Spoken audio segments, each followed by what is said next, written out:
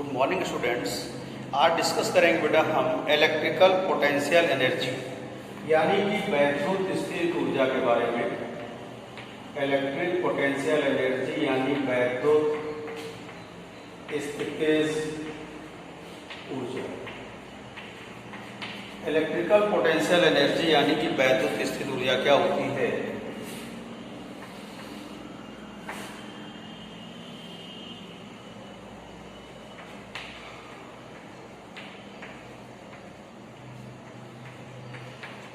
देखिए, दो बिंदु आवेशों को परस्पर समीप लाकर निकाय का निर्माण करने के लिए जितनी ऊर्जा की आवश्यकता होती है उसे हम वैद्युत स्थित ऊर्जा कहते हैं।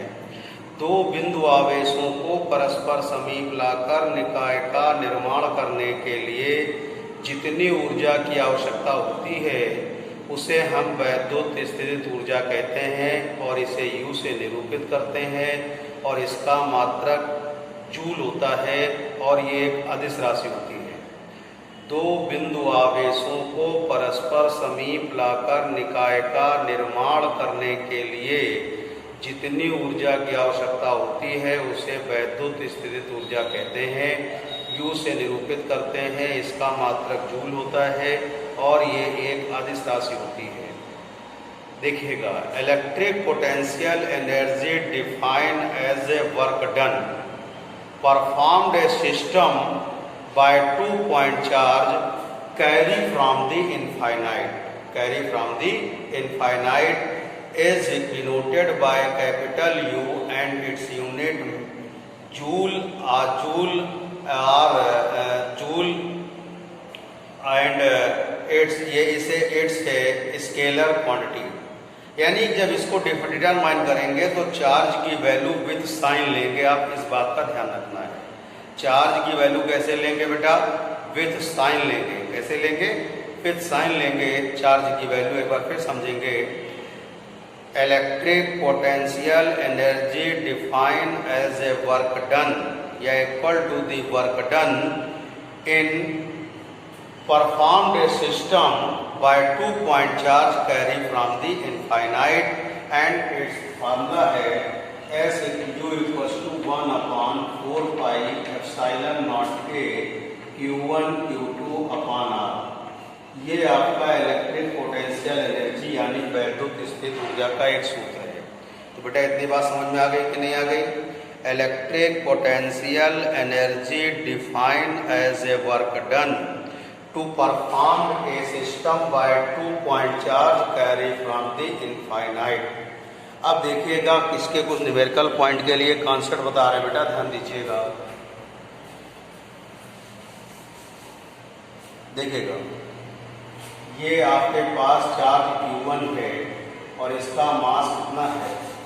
ये M1 मास का चार्ज Q1 है और इसकी वेलोसिटी V1 है और ये आपके पास M2 मास का चार्ज Q2 है और इसकी वेलोसिटी क्या V2 है। ये चार्ज जो है बेटा इनफाइनाइट से लाए जा रहे हैं एक दूसरे के पास। कहाँ ला जा रहे हैं? इन दोनों को इनफाइनाइट से कैरी किया जा रहा है V1 V2 वेलोसिटी से। जैसे जैसे ये नियर अबाउट आएंगे यानी टूवर्ड्स एक दूसरे के समीप आएंगे तो वैसे वैसे इनकी काइनेटिक एनर्जी कम होगी और पोटेंशियल एनर्जी क्या होगी? इंक्रीज होगी।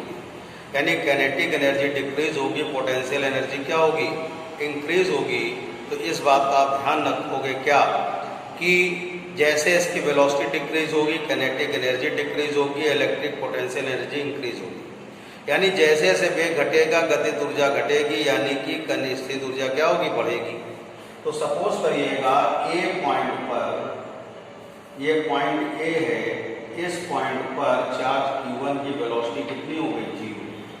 और B पॉइंट पर चार्ज Q2 की वेलोसिटी कितनी हो गई? V2 कितनी हो गई? 0। यानी कि इस पॉइंट पर दोनों की वेलोसिटी क्या हो गई है? 0 हो गई है।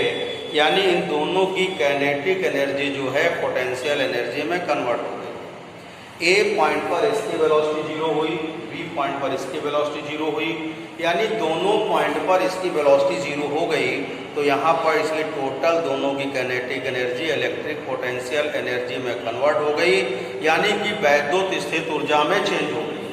तो यहाँ से आएगा आपके पास U इक्वल टू होगा KE1 प्लस KE2, तो यह आएगा 1/4 pi epsilon nought K Q1 Q2 upon R equal to half M1 V1 square plus half M2 V2 square. तो इस तरह से सिस्टम की टोटल एनर्जी क्या होती है, law of conservation of energy का भी यूज होता है यहाँ पर, यानी ऊर्जा संरक्षण के नियम का। तो ये पॉइंट न्यूमेरिकल के लिए बहुत जरूरी है, ध्यान समझिएगा।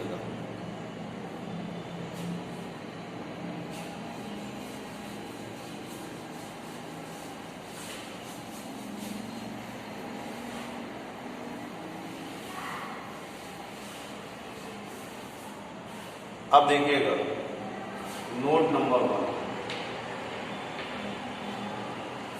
ये सिस्टम है, ये चार्ज है Q1 और ये चार्ज है Q, ये A पॉइंट है, ये B पॉइंट है, डिस्टेंस आपका स्मॉल r है।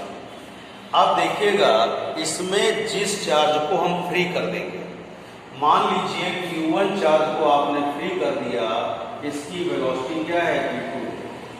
जिस चार्ज को हम फ्री करेंगे, तो यानी जिस चार्ज को हम स्वतंत्र कर देंगे सिस्टम से, सिस्टम डैमेज हो जाएगा, तो उसकी जितनी पोटेंशियल एनर्जी है उस गतिमान आवेश यानी कि मूविंग चार्ज पार्टिकल को मिलेगी, यानी के इक्वल टू हो जाएगा आपके पास KE2 इक्वल टू क्या होगा U होगा, यानी half M2 V2 square equal to 1/4 pi epsilon nought K Q1 Q2 upon क्या होगा R हो जाएगा।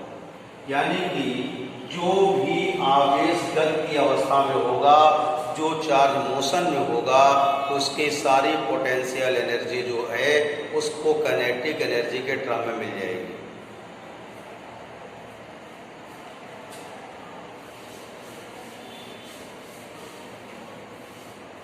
नोट नंबर 2 देखिए, अगर मान लीजिएगा इस वाले चार्ज को मैंने अब फ्री कर दिया V2 चार्ज से, सिस्टम से Q1 चार्ज को हमने फ्री किया, यानी Q1 चार्ज को छोड़ दिया, तो इसकी टोटल काइनेटिक एनर्जी किसके इक्वल होगी, सिस्टम के पोटेंशियल एनर्जी के इक्वल होगी, यानी half M1 V1 square equal to 1/4 pi epsilon nought K Q1 Q2 upon R।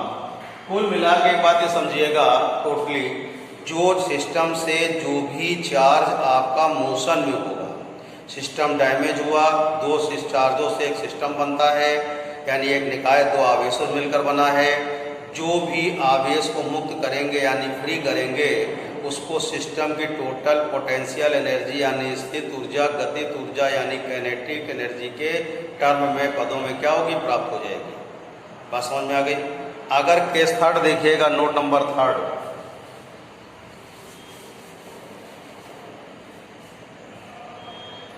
Note 3 क्या है, अगर हम इसको भी V2 चार्ज से, इसको V1 चार्ज से, अगर दोनों आवेशों को मुक्त कर देते हैं, दोनों आवेशों क्या कर देते हैं, मुक्त कर देते हैं, तो पोटेंशियल एनर्जी दोनों को काइनेटिक एनर्जी के टर्म में क्या होगी, डिस्ट्रीब्यूट हो जाएगी, यानी U equal to KE1 plus क्या होगा KE2, यानी कि इसकी टोटल पोटेंशियल एनर्जी दोनों को बराबर बराबर क्या होगी, मिल जाएगी।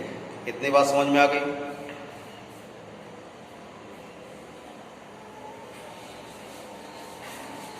अब एक बात ये समझिएगा, वैद्युत स्थित ऊर्जा यानी इलेक्ट्रिक पोटेंशियल एनर्जी जो है, इलेक्ट्रिक पोटेंशियल एनर्जी जो है आपकी, ये एक अदिश राशि है। इसको प्राप्त करने के लिए, फाइंड करने के लिए चार्ज की न्यूमेरिक क्या कहते हैं, चार्ज को विथ साइन लेते हैं, यानी चिन्ह सहित देते हैं। ये बात एक एग्जाम्पल में क्लियर होगी। देखिएगा, ये एक समबाहु प्रभु A, B और C, इस पर आवेश Q1 बराबर +2Q है, और इस पर Q2 बराबर क्या है, -Q है, और Q3 बराबर क्या है, +2Q है। ये एक साइड इसका ए है।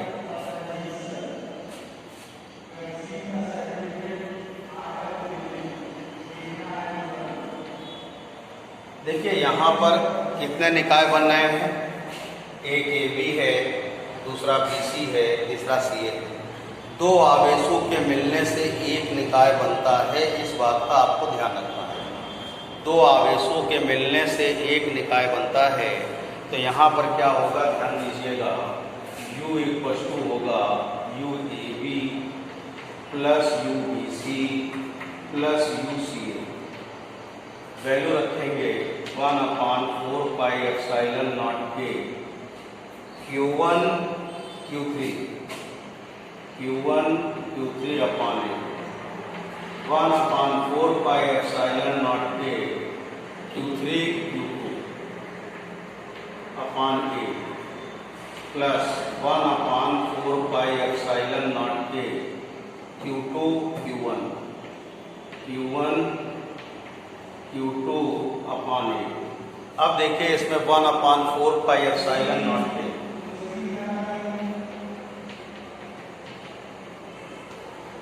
ये कॉमन कर लीजिए, Q1 Q3 Q2 Q3 Q2 plus Q1 Q2।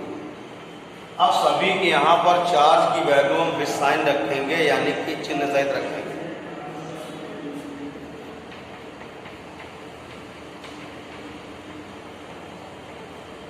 Q1 की वैल्यू है 2Q इंटू 2Q और प्लस इसकी वैल्यू है -Q into 2Q plus Q3 की वैल्यू है 2Q, Q3 की वैल्यू है 2Q माइनस, और इसकी वैल्यू है -Q इंटू। अब इसको सॉल्व करिए। U equal to 1/4 pi epsilon nought K 4Q square minus 2Q square minus Q square, तो कितना होगा, U equal to 1/4 pi epsilon nought K into ये आएगा 4Q square minus 3Q square.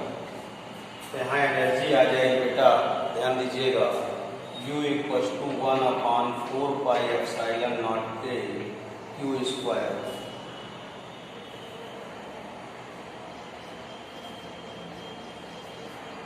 Upon a. तो इस निकाय की वैद्युत स्थित ऊर्जा इस तरह निकालते हैं। तो वैद्युत स्थित ऊर्जा निकालने का तरीका हमने बता दिया। ये एक अदिश राशि है, यानी स्केलर क्वांटिटी है। जब भी इसको हम फाइंड आउट करेंगे, यानी कि ज्ञात करेंगे, तो आप ध्यान रखिएगा इस चीज़ का कि आवेशों की वैल्यू चिन्ह सहित लेंगे, यानी कि विथ साइन लेंगे। बात समझ में आ गई?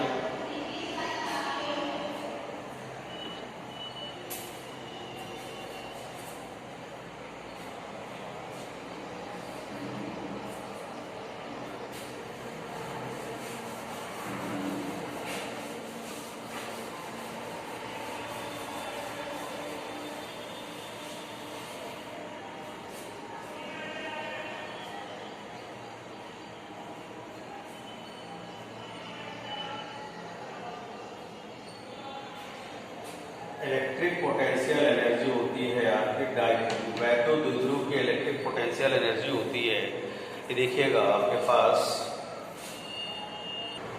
देखिए इलेक्ट्रिक पोटेंशियल एनर्जी आप डाइपोल होता है U equal to minus PE cos theta. Electric potential energy आपके dipole minus PE cos theta होता है, इस बात का आप ध्यान रखेंगे, ठीक है। और इसमें एक चीज़ और ध्यान रखिएगा कि देखिए, जब इलेक्ट्रिक फील्ड में इलेक्ट्रिक फील्ड की इंटेंसिटी और फोर्स फाइंड करते हैं तो हम चार्ज की वैल्यू क्या लेते हैं, ओनली न्यूमेरिकल वैल्यू लेते हैं। लेकिन जब कभी भी हम क्या करते हैं कि इलेक्ट्रिक पोटेंशियल या इलेक्ट्रिक पोटेंशियल एनर्जी फाइंड करते हैं। ये स्केलर क्वांटिटी है, तो इनको फाइंड करने की लिए चार्ज की वैल्यू क्या लेते हैं, विथ। आप कैसे लेंगे, विथ साइन लेते हैं। इस बात का आपको ध्यान रखना है बेटा। तो अब ये आपके कंप्लीट हो गया बेटा। सभी लोग होमवर्क डेली भेजें। अब मैं वर्कशीट भी दूंगा और वर्कशीट डेली आपको सॉल्व करनी है और उसको भेजनी है। ठीक बेटा, थैंक यू।